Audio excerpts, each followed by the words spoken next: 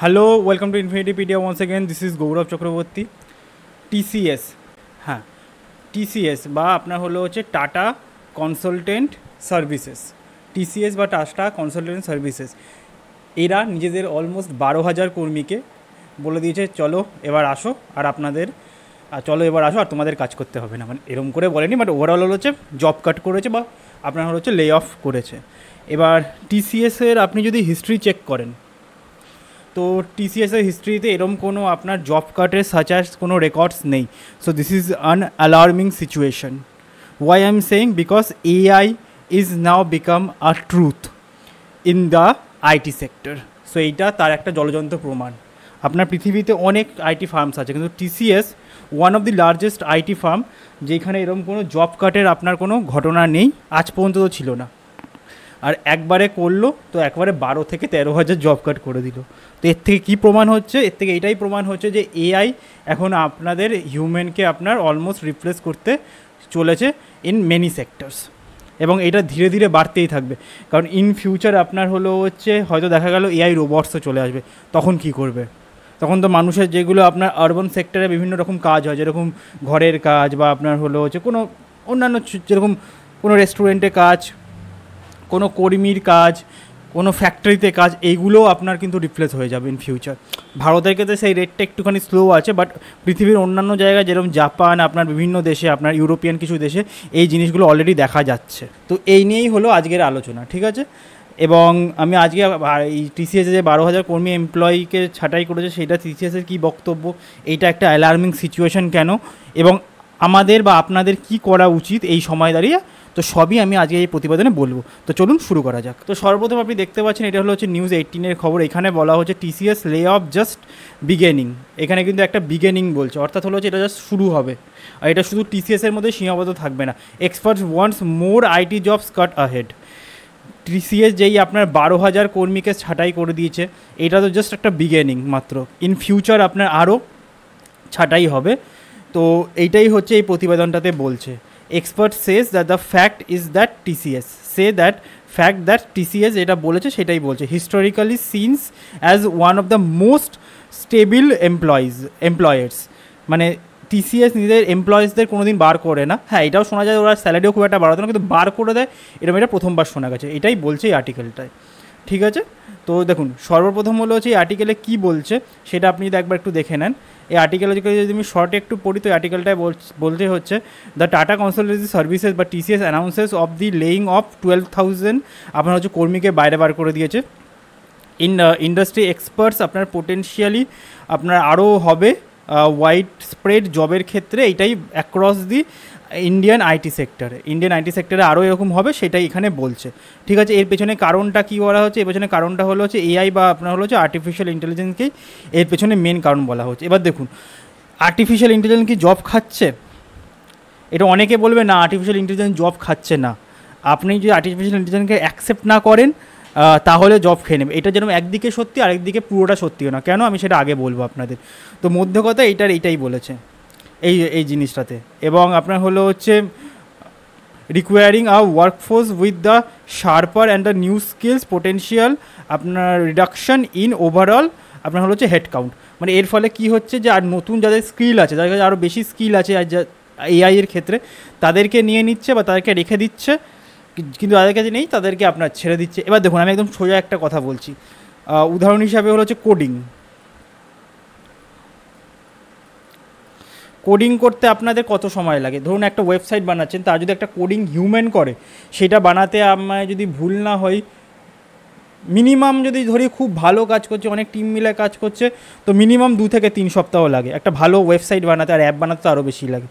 সেই জিনিসটাকে একটা এআই, আমি যেটা দেখেছি যে ধরনের এআই এখন বেরোচ্ছে, সেই ধরনের এআই ওই জিনিসটাকে আমি দায়িত্ব নিয়ে বলছি 10 থেকে 15 মিনিটের মধ্যে বানিয়ে দেবে। হ্যাঁ, এবার আপনাকে জাস্ট ওইটাকে দেখতে হবে যে ঠিক বানাচ্ছে কিনা, ভুল বানাচ্ছে কিনা, কিছু জিনিসটাকে ঠিক করা, ওভারঅল ফ্রেম স্ট্রাকচার, এবং আপনাকে 80% to 90% কাজ এআই 10 মিনিটের মধ্যে করে দিয়ে দিচ্ছে। এবার কালার চেঞ্জিং, কিছু অন্যান্য চেঞ্জিং বা কোনো একটা এফেক্টকে চেঞ্জ করা, সেটাকে আপনাকে এআইকে দিয়ে বলে করাতে হবে। কিন্তু সেইগুলো আপনি প্রম্পটের মাধ্যমে বা আপনার হলো হচ্ছে কমান্ডের মাধ্যমে করিয়ে দিতে পারবেন। তো এই যে জিনিসটা মেন মধ্য কথা, এআই এরম করেই কাজ করে, অন্যান্য ক্ষেত্রেও কিছু একটা আছে, বাট মেন এখন এআই এর কনসেপ্ট এইটাই দাঁড়াচ্ছে। মানে আপনি কি এআইকে দিয়ে কাজ করাতে পারেন, যদি পারেন তো আপনি ভেতরে, যদি পারেন না তো আপনি ভেতরে না, এই হলো হচ্ছে বিষয়। তো এইটাই হলো হচ্ছে মেন বিষয় এখন অবধি দাঁড়িয়েছে। এবং যদি আমি আর একটা পয়েন্ট পড়ি, সেটা হলো টাটা কনসালটেন্সি সার্ভিসেস বা টিসিএস অ্যানাউন্স আপনার হচ্ছে 12,000 লে অফ। এটা হলো হচ্ছে আপনার ওভারঅল আপনার 2% গ্লোবাল ওয়ার্কফোর্সের আপনার হয় এদের টোটাল।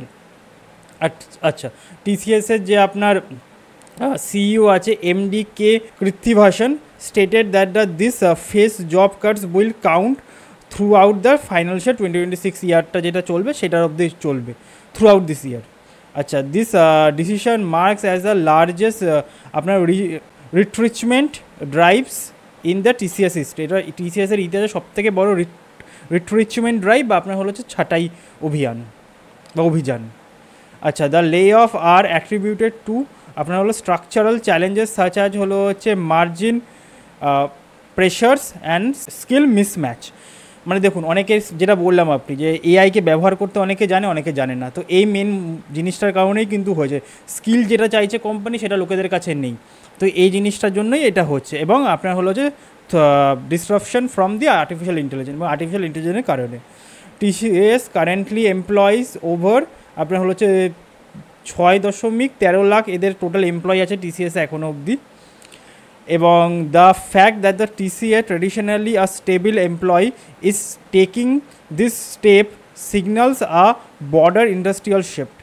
টিসিএসের ক্ষেত্রে কিন্তু আপনার এরকম করে চাকরি ছাঁটাই দেখা যায় না, কিন্তু এটা একটা বর্ডার ইন্ডাস্ট্রিয়াল শিফটের দিকে আপনার একটা লক্ষণ দেখা যাচ্ছে। এবার কেন দেখা যাচ্ছে যদি আপনি জিজ্ঞাসা করেন, ওই একই কারণ, এআই এসে গেছে। এবং বিভিন্ন আরও বড় বড় যারা এক্সপার্ট আছে তারা কৌশল দিয়েছে টিসিএসের যেই মুখটা আছে ট্রিগার আর সিমিলার, এবং আপনার অ্যাকশনগুলো আরও অন্যান্য মেজর আইটি কোম্পানিসগুলো করবে ইন ফিউচার, এটাই বলছে আশুতোষ শর্মা এবং ভিপি রিসার্চ ডিরেক্টর অ্যাট আপনার হলো হচ্ছে Forster suggested that the TCS implements লে of its become more acceptable across the industry. এবং অন্যান্যরাও এই জিনিসগুলো করবে। মধ্য কথা এখানে তাই বলা হয়েছে যে এই জিনিসটা হতে চলেছে ইন ফিউচার। সব কটাতেই আপনার গৌরব ভাসু এরা সবাই একই কথাই বলছে যে ইন ফিউচার আরও এরকম দেখা যাবে। তো এবার বিষয়টা হলো হচ্ছে এটা কেন হচ্ছে। দেখুন, আমি যেটা বললাম যে এটা তো এআইয়ের জন্য হচ্ছে, এটা তো ফার্স্টে আমি বলে দিয়েছি।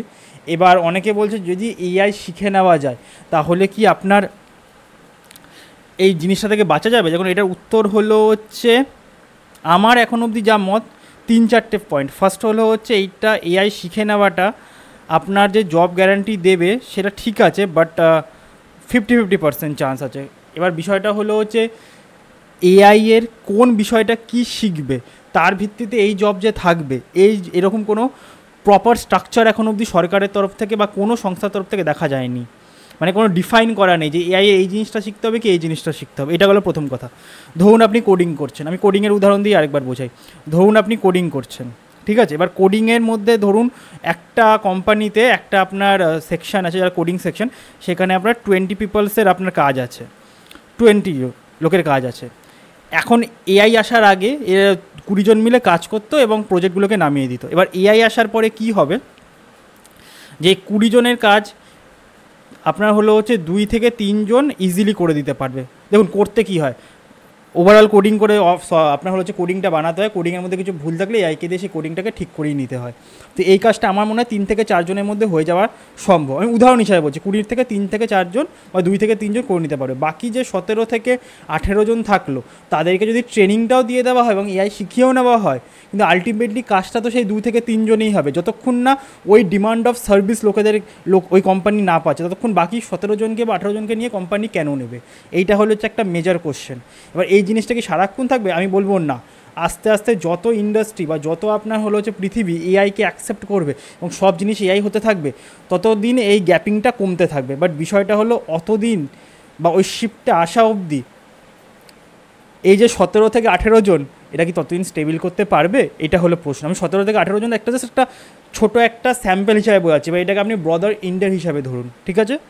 এবার ইন্ডিয়ার ক্ষেত্রে এই শিফটটা আরও মুশকিল। কেন? দেখুন প্র্যাকটিক্যালি যদি বলি হচ্ছে ইন্ডিয়ার ক্ষেত্রে এই শিফটটা এই কারণেই মুশকিল, কারণ হলো হচ্ছে ইন্ডিয়াতে বা ভারতে আপনার হলো হচ্ছে এআই সেরম করে এখনও অবধি লোকেদের মধ্যে ডানাই বাঁধতে পারেনি। আপনি যদি অন্যান্য কান্ট্রিগুলোতে দেখেন, যেরকম হলো হচ্ছে চায়না বা আপনার হলো হচ্ছে ইউরোপের কিছু কান্ট্রিজগুলো আছে, সেইখানে কিন্তু আপনার হলো হচ্ছে এআই খুব সুন্দর করে এখন অবধি নিজের দানা বেঁধে নিয়েছে, এবং ওখানে কলেজে স্কুলে এআই ছোটোবেলার থেকে শেখানো। আমেরিকাতে এখন থেকে এআই শেখানো হচ্ছে, কারণ ওইখান থেকেই এআই এর মধ্য কথা হচ্ছে এআই এ আমরা কবে থেকে জানা শুরু করেছি। এআই এর কনসেপ্ট আপনার 80-র দশকের, বাট মধ্য কথা আমরা জানা শুরু করেছি যবে থেকে আপনার চ্যাট জিপিটিটা এসেছিলো। এই আপনার হলো হচ্ছে চ্যাট জিপিটি যবে থেকে এসেছিলো, আমরা তবে থেকে আপনার হলো হচ্ছে এআই এর বিষয়টা জানা শুরু করেছি। তো ওই জিনিসটা এআই তো এই আমেরিকা খুবই উন্নতি আছে, তো আমেরিকার আপনার হলো হচ্ছে এই জিনিসটাতে অনেকটা এগিয়ে, চায়না এই জিনিসটাতে অনেকটা এগিয়ে, ইউরোপিয়ান কান্ট্রিজ এই জিনিসটা অনেকটা এগিয়ে। ভারত সবে জাস্ট স্টার্ট করেছে, এটা শুনতে খারাপ লাগে, ভারত সবে জাস্ট স্টার্ট করেছে। তো ওই গ্যাপিংটা মেটাতে ভারতের অনেক সময় লাগবে। এটা হলো 1 নম্বর পয়েন্ট। ভারতের আরেকটা পয়েন্ট যেটা আমার মনে হচ্ছে ভারতের জন্য একটা পেছনে থেকে যাওয়ার প্রশ্ন, তো সেটার একটা কাউন্টার ব্যালেন্সও আছে, আমি বলবো। সেটা হলো হচ্ছে পপুলেশন। ভারতের পপুলেশন মোর দেন 140 করোড় প্লাস, ঠিক আছে? তো এই 140 করোড় প্লাসের মধ্যে আপনার আমি ধরলাম হচ্ছে 50-60% হলো হচ্ছে ইয়াং, এবং অনেকে স্কুল কলেজে আছে। যারা স্কুল কলেজে এখন থেকে যদি এআই ইমপ্লিমেন্ট করে তারা শিখে যাবে, কিন্তু ধরা ধরুন আমার বয়সে 28-29 বছর বয়স যাদের, বা যারা আপনার কাজ করছে, তাদের কি হবে? তাদেরকে তো আপনার হলো হচ্ছে নয়তো শিখতে হবে আবার প্রথম থেকে। তারা কাজ করছে, তাদের হয়তো সংসার আছে, ধর্ম আছে, তাদের ক্ষেত্রে এই জিনিসটাকে কন্ট্রোল করা খুব মুশকিল। আর স্পেশালি এটা হলো হচ্ছে যারা আইটি সেক্টরে আছে, যারা আপনার আইটি সেক্টরে আছে, তাদের জন্য তো এটা হচ্ছে খুব চাপের বিষয়। তো তারা কী করবে? তাদেরকে তো এআইটাকে মানে আবার নতুন থেকে সব কিছু শিখতে হবে। ততদিন কি কোম্পানি বসে থাকবে এদের জন্য? সরকার কি কিছু করবে? তো এইগুলো হলো হচ্ছে অনেক প্রশ্ন আছে। এবার এই যে শিফটটা যেটা হচ্ছে, এটা একটা ইন্ডাস্ট্রিয়াল রেভলিউশনের সমতুল্য।